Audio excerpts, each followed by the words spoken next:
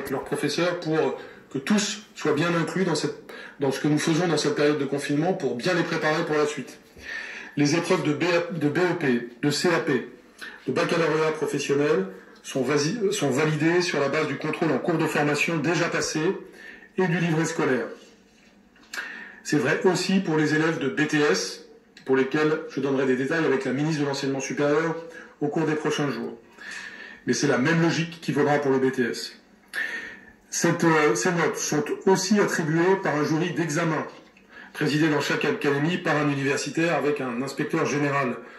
Ce jury s'assure de l'harmonisation des notations des élèves de Bac Pro et de l'égalité de traitement des candidats. Chaque livret scolaire, chaque situation individuelle sera examinée.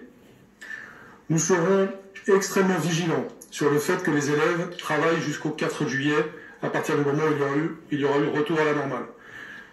De même, la motivation des élèves pendant la période de confinement est un point important, même si nous tenons compte aussi des difficultés de tous, et que, encore actuellement, et j'en profite pour lancer un appel général, pas seulement à l'ensemble des personnels de l'éducation nationale, qui sont déjà au travail sur ce point, mais à l'ensemble de la société française, sur le fait d'aller chercher les élèves que nous n'avons pas encore pu atteindre au travers de l'enseignement à distance.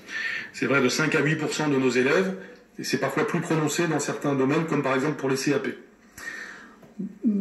Comme je l'ai vu avec le ministre de l'Agriculture et de l'Alimentation, Didier Guillaume, les dispositions que je viens d'indiquer s'appliquent aux élèves scolarisés dans les lycées agricoles, que je salue tout particulièrement aussi.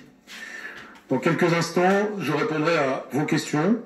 Je continuerai à le faire d'ailleurs durant toute la semaine qui arrive. Il y aura une foire aux questions disponible sur le site du ministère, comme nous le faisons depuis le début de cette période de confinement, de façon à répondre à toutes les questions de détail qui peuvent évidemment arriver maintenant à la suite de ces modalités que je viens d'indiquer.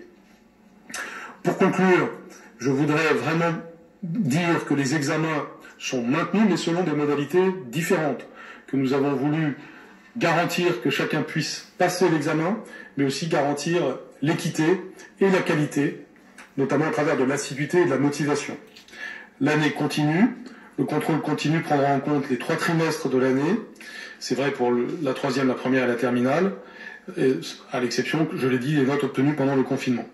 La solution présentée est à mes yeux la plus simple, la plus sûre, la plus juste dans les temps difficiles que nous vivons. Elle permet également aux élèves un retour à l'école dans un climat serein, indispensable aux apprentissages. Nous avons à cœur de prendre en compte la situation de chacun, et c'est particulièrement vrai dans cette période de confinement.